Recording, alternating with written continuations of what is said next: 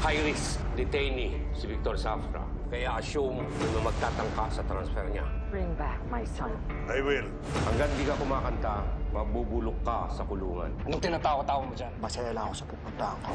Magsanib puwersa kayo ng papa mo. Iuwi niyo si Victor.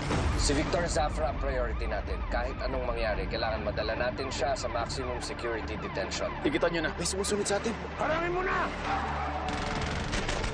Gabo, nag-asawa ka na pala, hindi mo malaman sinabi. Ganda, ah. Gano'n na ho ako katagal dito? Kadarating mo lang kagabi. Nagulat nga ako, bigla kang umuwi. Laya ka na pala. Bakit ano naman kaso ko? Istapa. Di ba napatay mo yung mga naniningil sa'yo? Murder? Sinabi ko sa'yo, pag nakalaya ka at nagsama tayo dito sa labas, pinapangako ko sa'yo, halagaan kita. At mamahalin na sobra-sobra. Gloria, mahal na mahal kita. Pinakamamahal kita.